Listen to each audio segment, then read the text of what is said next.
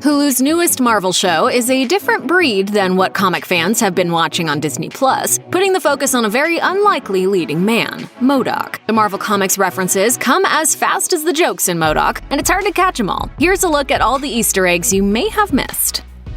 We see AIM scientist Supreme, Monica Rappaccini's daughter, Carmilla Black, in a couple of scenes throughout the season, mostly interacting with MODOK's son, Lou. Anyone unfamiliar with the character would be forgiven for not paying the design of her outfit much attention, as it goes with her goth attire, but her white scorpion is a hint to her future comics persona. In the comics, Monica messed with her daughter's genetic makeup, which becomes apparent to the teenager when her toxin powers manifest and cause Carmilla to kill her boyfriend at their prom. She takes up the name Scorpion and looks to avenge the people she believed to be her parents, working for both sides and even being sent to track down her own mother at one point. It's an interesting relationship, to say the least. Save me, Joy Division.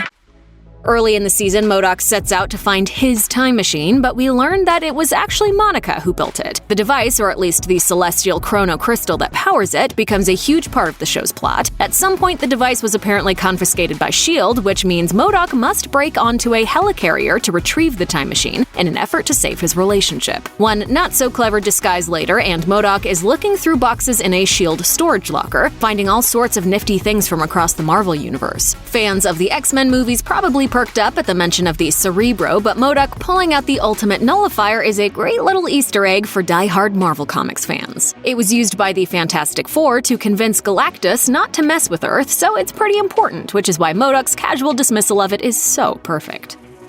Episode 4 has MODOK form a team for a heist, but first they have to retrieve team member Tenpin's exploding pins, which takes the crew to the always darkest before the pawn shop. It's a great setup for spotting familiar items from the Marvel Universe like Ant-Man's helmet. The real treat in this shop, however, is all of the X-Men memorabilia. The Nightcrawler plushie behind the counter is cute and easy enough to spot, but keen-eyed viewers will also notice that the mask on the counter belongs to a Hellfire club soldier, Magic's soul sword mounted on the wall, and Dazzler's silver skates from her performing days.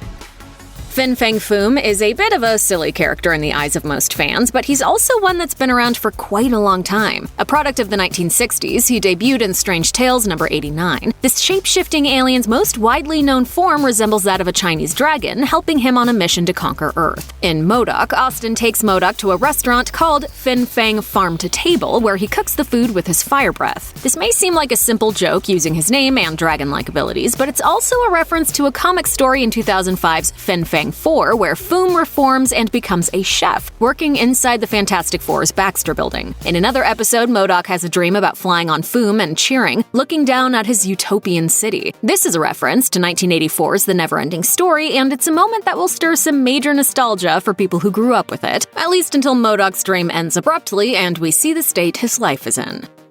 Even MODOK loves to socialize and drink with his fellow villainous scum, but the big names aren't down for partying with him. This brings him to the Bar with No Name, a joint that has become rather infamous in the comics, not just because of its clientele, but for the violence that tends to occur there. Usually this particular haven acts as a safe spot, but that doesn't always work out. For the version viewers are shown in MODOK, we get quite the array of B-list villain guest stars. Armadillo, Melter, Angar the Screamer, Poundcakes, and Tenpin all play into the plot, while Whirlwind makes an appearance and Orb acts as the bartender. It's an amusing introduction to a list of usually forgettable characters whose hijinks eventually lead the audience to also see Mandrill, and much more of him than most probably wanted to.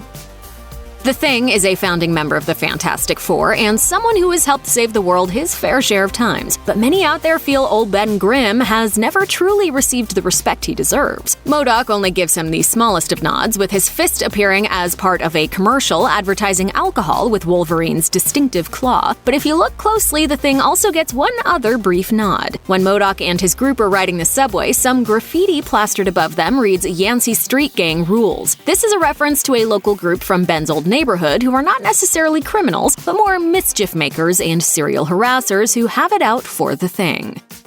David Cannon is a mutant supervillain better known as Whirlwind. He pops up a couple of times in MODOK, wearing all green armor with saw blades, but he doesn't have much to do with the overall narrative. There is, however, a fun reference to the character's comics origin. Just before Melissa, MODOK's daughter, wrenches Whirlwind's arm and slams his face onto the bar, he's trying to congratulate her on a great triple axel she pulled off. Hey! Congrats on that triple axel! I get a real pleasure out of watching you skate! Formerly known as the Human Top, Whirlwind was also a figure skater at one point, back when his criminal exploits were just beginning to blossom.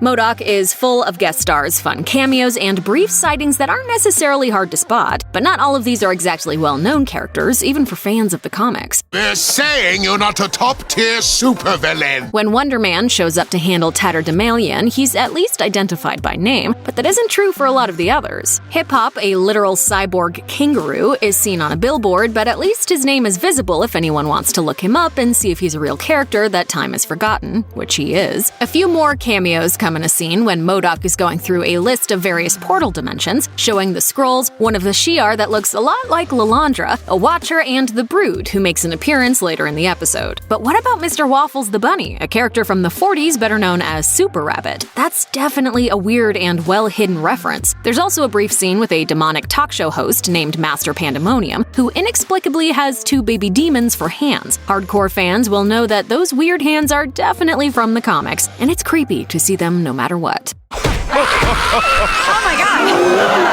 Shut up! It's fine! It's a demon! Check out one of our newest videos right here. Plus, even more Looper videos about Marvel comics, movies, and TV shows are coming soon. Subscribe to our YouTube channel and hit the bell so you don't miss a single one.